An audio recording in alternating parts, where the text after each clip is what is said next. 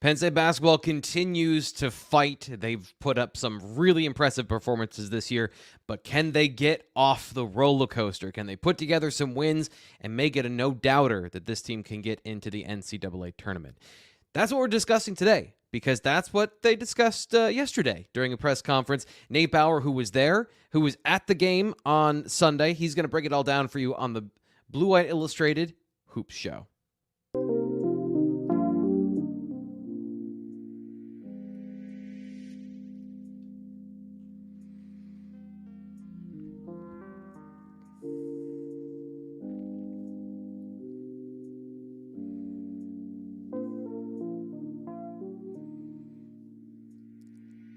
This time, the pleasantries to start the show are our first time we've been talking today. Very busy day today here for Blue White Illustrated. This is the Hoop Show. We're coming to you on a Tuesday. I promise you, at some point, we're going to get a good schedule, and you will know when things are happening. What we're doing right now, by the way, for anyone that cares to know and that wants to know when the Hoop Show is coming up, and the show schedule in general, BlueWhiteIllustrated.com each week, usually on Tuesday after we've done the show, I put out the show schedule for the week once we figured things out, if I've gotten some interviews for the week, however everything shakes out. So you can check out the Blue White Illustrated message board where I put up the weekly schedule. That's the best place right now to know when the Hoops podcast is coming. But today, we had to get this one done early because Penn State smacked, beat up Michigan at home in front of a crowd. And that's where we're going to start today. So, Nate, what were your impressions of the game? Also, hi. Yeah. Hello. Hi. It's good to see you, as always. And yeah, you know what the best schedule is for a Hoops podcast? Anytime that there's things to talk about. Penn State really took it to Michigan over the weekend on Sunday afternoon. And really, I think the important part of it for Penn State is the fact that it was not a wire-to-wire crushing, right? Penn State had the lead throughout, but it was a 1-point lead for kind of a back and forth most of the first half until they got to the last really 5 minutes of the first half. Penn State just went nuts, right? They had 18 straight points. It was an 18-0 run for Penn State. And so what Michigan had going, which was Jet Howard coming off of a bum ankle, really, Juwan Howard said that he should not have even played. Howard was really the only thing going for Michigan. So Penn State defensively was doing well, just took some tough shots that went in. But yeah, Penn State was able to kind of withstand that pressure from Jet Howard alone. They were able to shut down Hunter Dickinson and go on this 18-0 run that is, this team can get hot. We've known that, but an 18-0 run, and then to be able to convert that into a second half start that extended upon it was kind of a big storyline and a big achievement for this Penn State team this season. Yeah, that was you mentioned the shooting. When you've got Mikey Henn out there draining threes, you know you're in the pocket for a game. and the second half, it was everything we've talked about this year of issues coming out of halftime. Penn State played great. One of the things that I know that they talked about on the halftime show and that I noticed as well, and I want to get your opinion on this, was the flow of the first half. Again, less fouls, more ball movement. It seemed like it was a Penn State dictated type of game in terms of the flow of the game, ball movement, and not so much stop and start. Did you get that sense, and how do you think that played out? Yeah, Michigan didn't take Penn State out of what it wanted to do, which is the recurring theme for opponents that have had success against Penn State, right? Is they defend those opponents defend the perimeter so aggressively, so physically that Penn State's not able to withstand it. And so as opposed to that, Michigan really had no answers for what Penn State wanted to do. I thought that it was purposeful for Penn State to try to get into the paint early. Penn State had a 16-8 advantage in paint points in the first half. That's not typical for this team, right? So Penn State really made an emphasis on driving to the basket, getting Pickett his post-ups, but then also parlayed that, right? Yes, it was an 18-0 run at the end of the half, that was based entirely on 3-point shooting, save for Andrew Funk's N1 at the end, like the very last 3 points that they had. So they made 5 3-pointers in a row. Yeah. And a couple of them, Juwan Howard talked about it afterwards, like, shooters roll, to put it lightly.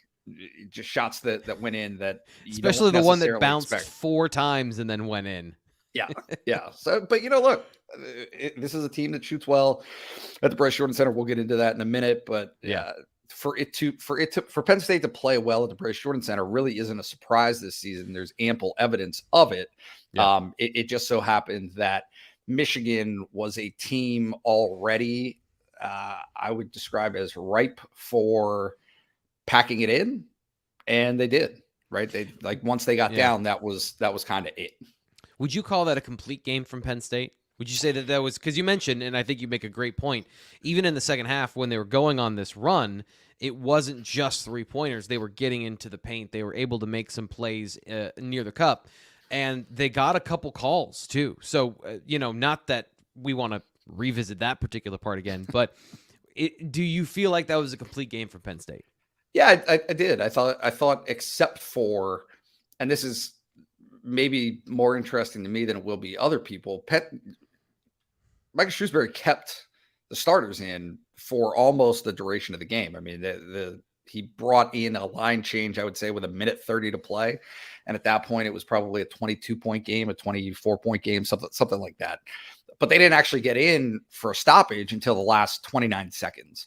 So he kept the starters in and really made an emphasis. He talked about it afterwards of, hey, keep playing, right?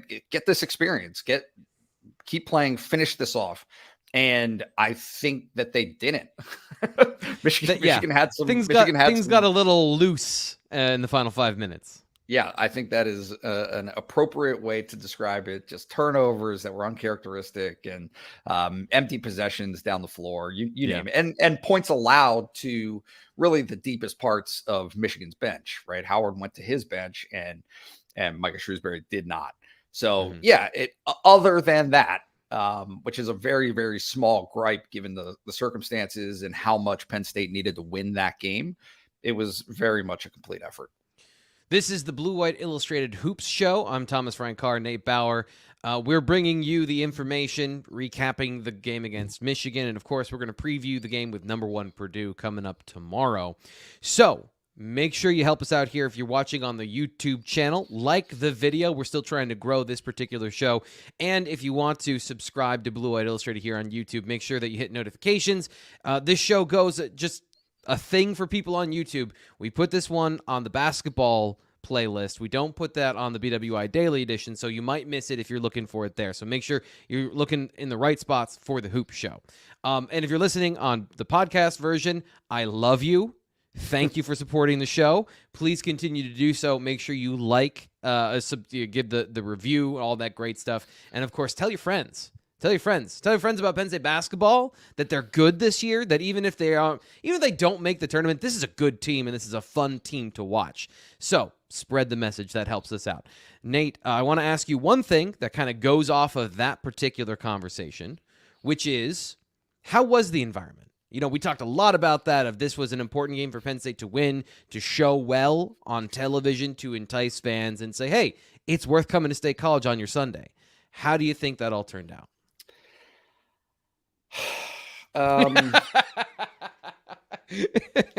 Yeah, that's kind of how I felt. Like, it would seem like a good environment. I wouldn't call that like electric. Just watching on television from my couch, it seemed like there were people there, but it wasn't necessarily what you're talking about when building a home court advantage. Is that fair from the outside looking in? Yeah, so I'm cognizant of a couple of things. The first that I'll say is, do you see how I'm sitting here, arms folded, and we're having a nice, normal conversation? Yeah. In terms of volume, anybody that was in that stadium for the first 30 minutes of that game could do the exact same thing to the person sitting next to them. They sat there kind of just like this, and hey, what do you think of that shot? That was okay. That was a good shot. Right. It took really until they got to kind of the halftime buzzer for anyone to stand up, for anyone to actually have an audible clap.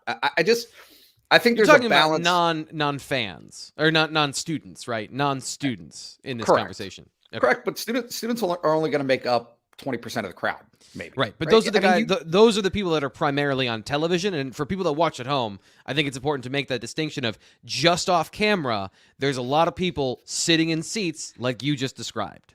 I'm wary of hammering it too hard. I just think that there are certain battles that Micah Shrewsbury is trying to fight, but also understands, look, anybody who's coming out, that's a positive. Okay. Mm-hmm. And on Saturday, it was reported at 12,000 plus 12,047, something to that effect. But that's not his real point. If you read between the lines of what he's like, he's begging for, hey, get up, stand up. Be active, be loud, do those different things. And so by the end of the game, I thought it got there. It got to a better place where there was more energy, more environment. But if you're not rocking during an 18-0 run where you're like curb stomping an opponent that has really had success against you in the past, like, it's just especially Michigan. Like, it doesn't matter the sport, Michigan, right? Yeah. No, for sure. And so it look, it is what it is. But I think something that as they continue to win, there will be more opportunities. Penn State plays next at home on February 8th for a weeknight game against Wisconsin, but it's later. It's like an 8:30 start. So just we'll see, right? We'll see if they can create those similar or same environments or improve upon those environments based on the people that they get into the stands. But yeah, it's just it is kind of what it is at this point. Yeah, and you make a good point. The reason I wanted to ask about it is because we've talked about it a couple times this year, and I wanted to follow up, kind of not an autopsy, but just a check in of, hey, how did that go when it was, I think, the ideal script, the ideal game script for what could happen to get that excitement. So that's a good report, and I'll be asking for those as we continue to go through the basketball season. Yeah. I don't know. Better. Right? I'm just trying to get to the next thing on the rundown, truthfully. So let's get to the next thing on the rundown, which is you beat Illinois, you come back and you struggle, you play so poorly on the road against Rutgers, and then you play so well at home against Michigan. This team, I think they've proven, like I said already, they are a talented team. They can do a lot of really good things. It's getting them the same team to show up each week. And I know this is something you talked about and kind of was the conversation yesterday at the media availability. So why don't you kind of tell us and walk us through how everyone addressed this particular topic at that? Yeah, it's just been a roller coaster of a season. I think it is appropriate to acknowledge how difficult the schedule has been in terms of creating consistency for this Penn State team, right? Beating Iowa on New Year's Day, that's a winnable game. They're at home, that's a winnable game. At Michigan is a harder game. That's right. And so you win, you lose to Purdue, and really at that point, backs against the wall, come back and beat Indiana, then go to Wisconsin, a place where they've never won, lose, return again for a home game, backs against the wall, beat Nebraska, right? So you've had this wild swing from game to game, and multiple, at this point, I would call them 3 or 4 moments of, hey, these are, it's so cliche, like must-win games. That is something that I hate to say, but they're must-win games for this team to get to where they want to go. And they've passed all of those tests, right? They beat Indiana, they beat Nebraska, they beat Michigan.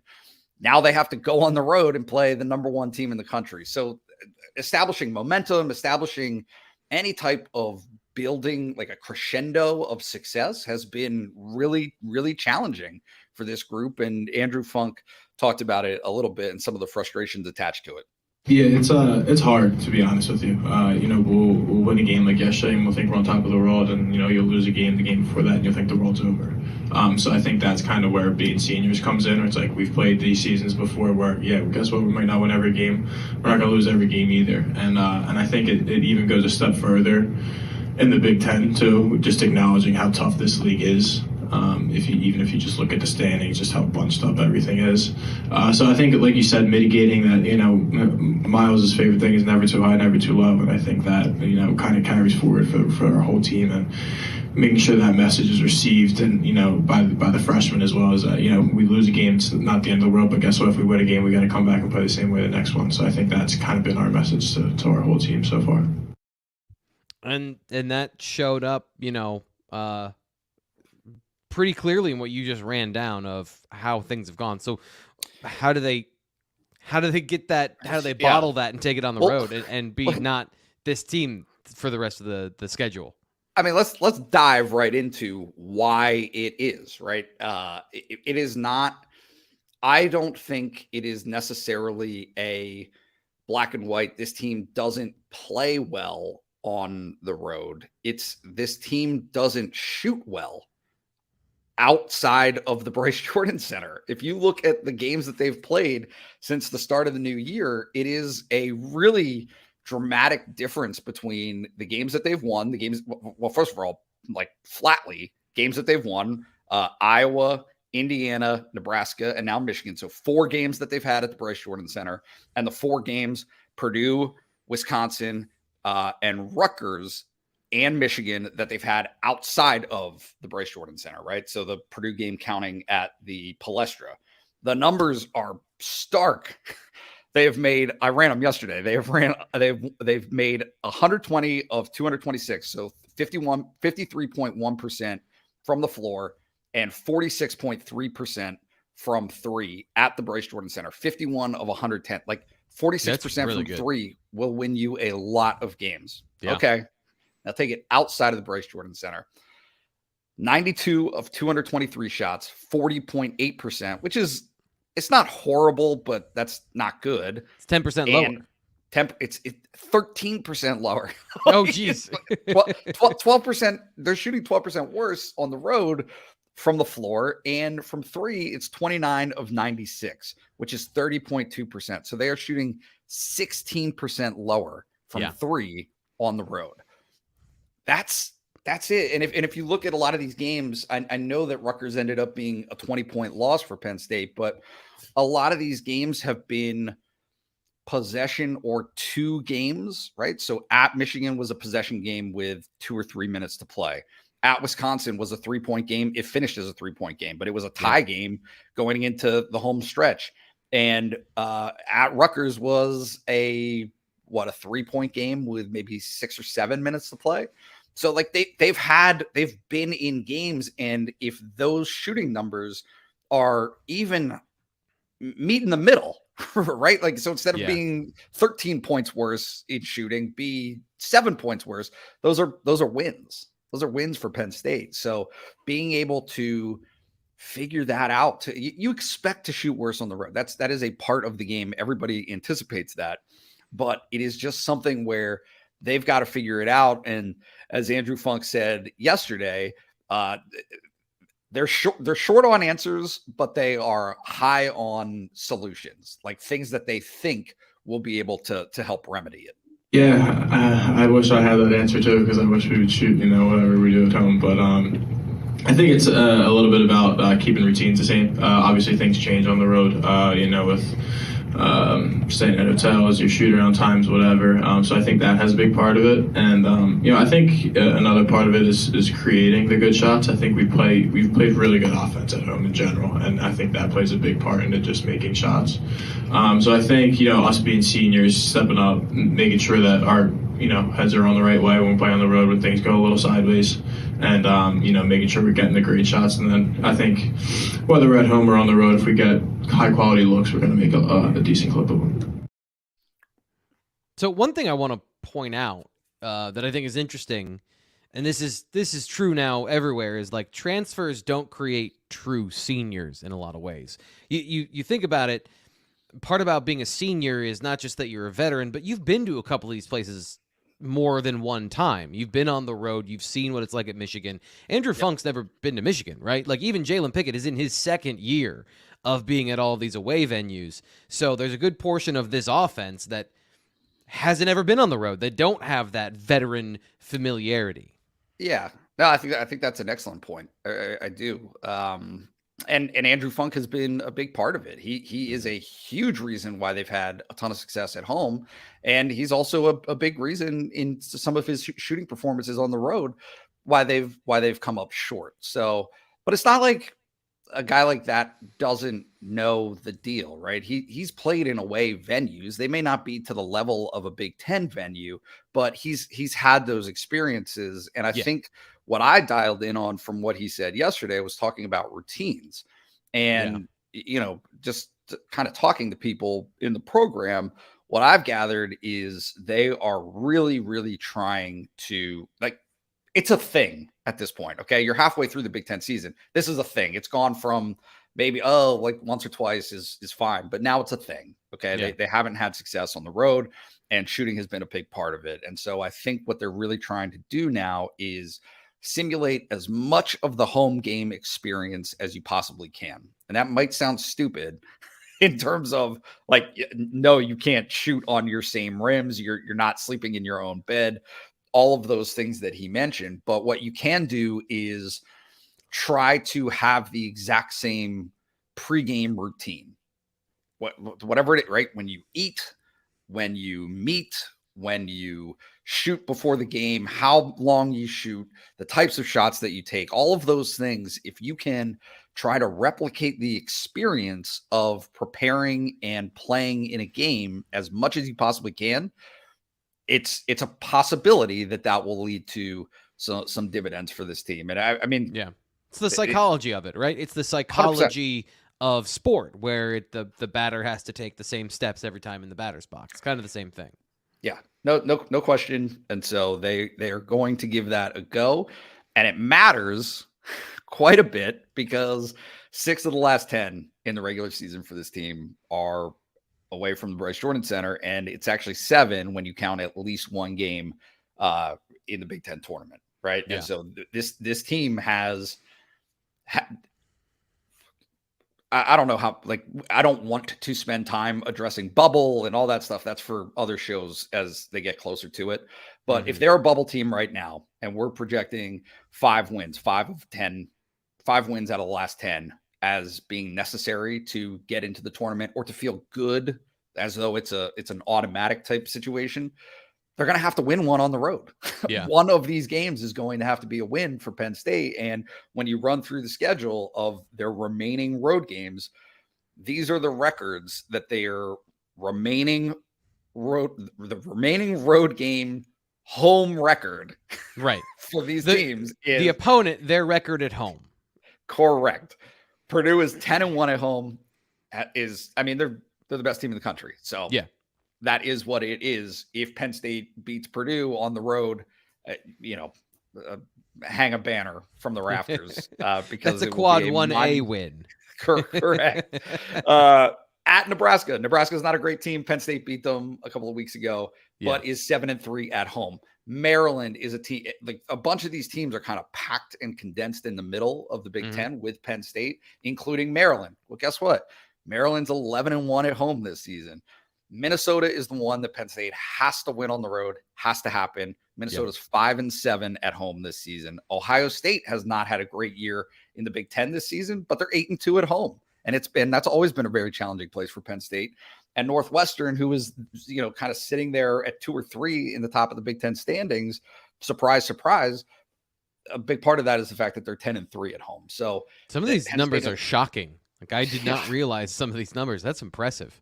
Yeah. So Penn State has a very, very challenging road ahead. They're more attainable wins, I think, for Penn State, but it's still going to demand at least one win on the road for a team that just has struggled. This is a Penn State team that has not played its best basketball. You can account for, and Micah Shrewsbury talked about it on Monday.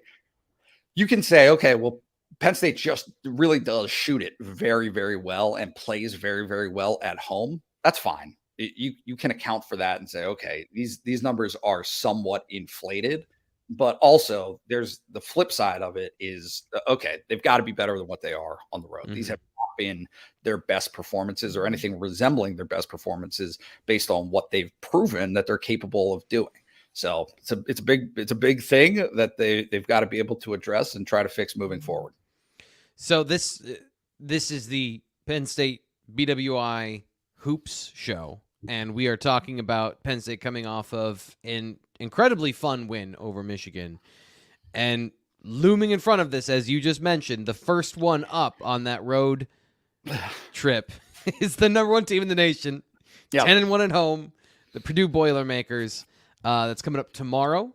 So what's your read on this particular game?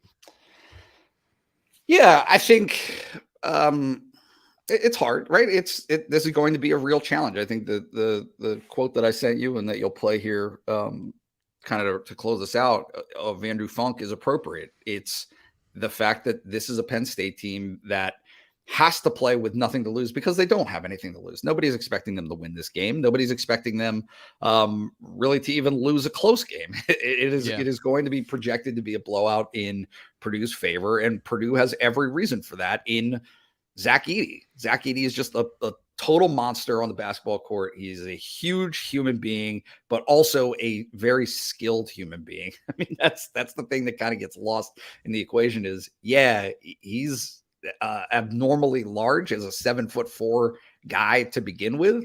Yeah. But he's also extremely skilled. And so he had 30 points against Penn State in their first meeting, just had 38 the other night.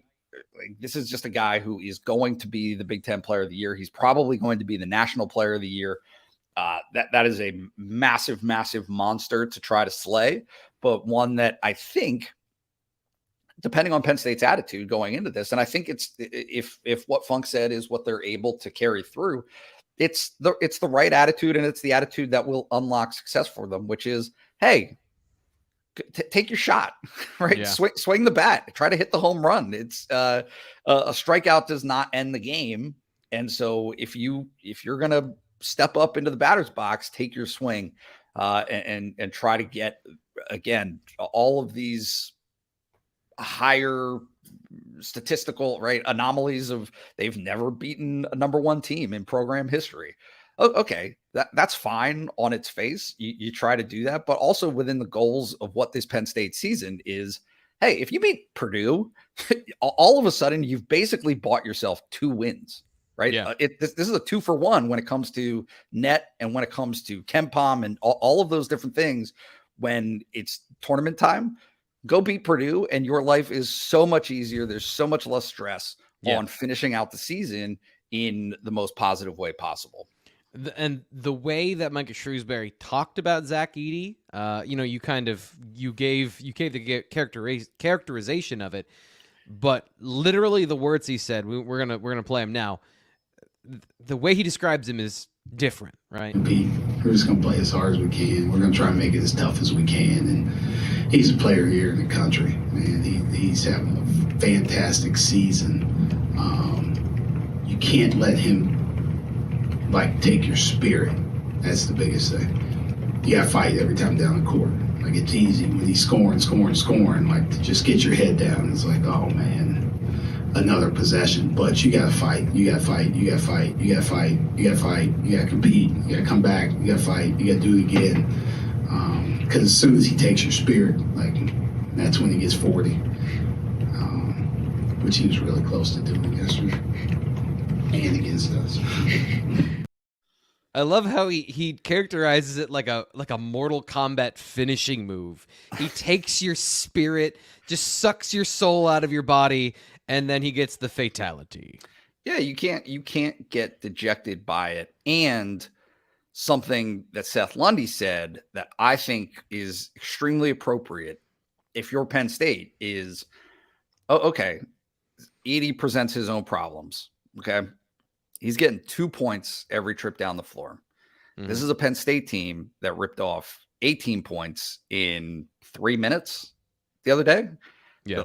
Penn State getting hot from deep is its own brand and its own unique challenge. And so just as much as Penn State is spending time trying to figure out how to prepare for Zach Edey, Purdue's doing the same thing to figure out, okay, what's the poison that we're willing to live with? Yeah. Is it Jalen Pickett getting his points close to the basket? Is it him kicking the shooters? There are all kinds of balances and trades that have to be made, but only if Penn State makes those shots on the backside of those plays. It doesn't matter if Penn State is missing. Yeah. It just we saw it. We saw it in the first game at the Palestra when they were hitting shots. They were with this team. They can play with this team. But I think the moral from the last game, outside of everything else we talked about, was Zach Edey. Okay, whatever. I don't know what to do about that. Sort of is kind of the vibe. Yeah. Nobody else can go off. Like, correct. Nobody else can have a good game. So playing good defense, and Micah Shrewsbury, one of the things that he said yesterday was, we didn't play good at all in that game against Purdue, and it wasn't just about play in the post. It was everywhere. Yeah. So how do you see this one playing out? Can they be competitive with it? Do you think they will be competitive with this team late in the second half? Oh, no. No, I just here's the thing is, these guys have demonstrated an ability to play. Now, maybe Illinois is the reason why, like the way that Penn State played at Illinois. They made shots. They shot 50% from the floor. They shot 50% for the game from three. And they really kind of blew the doors off of Illinois in that December matchup. Mm-hmm. It's in this team. It is a possibility. It is something that they're capable of doing.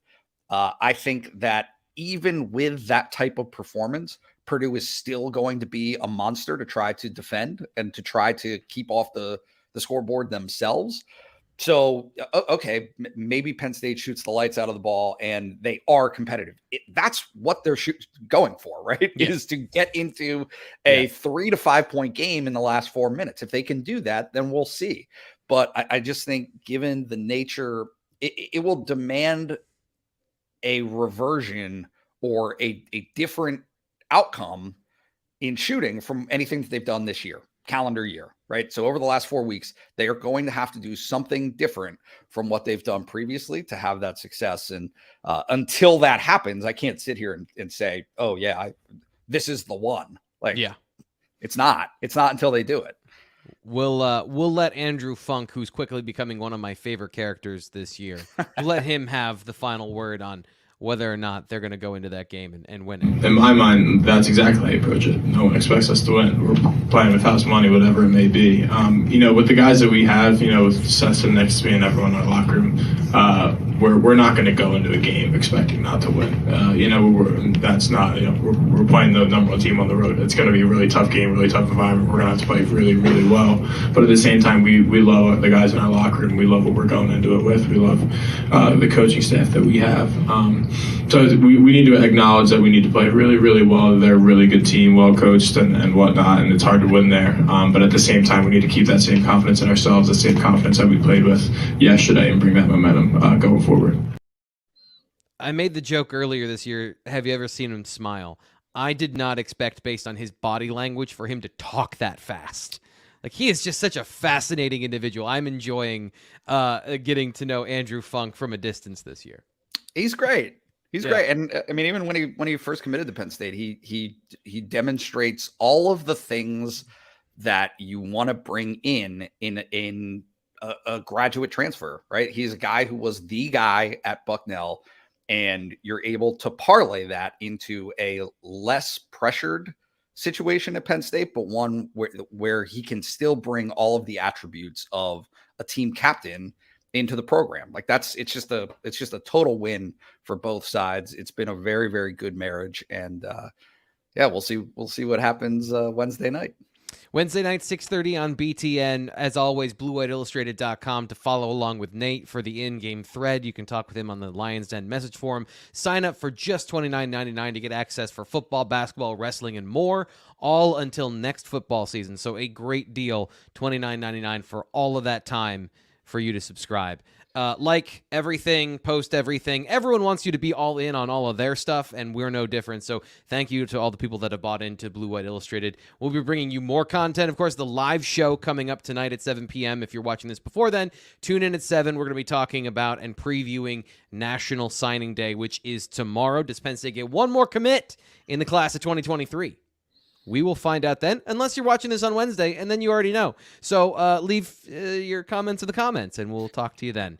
We'll be back with a live show coming up at 7. We'll talk to you then.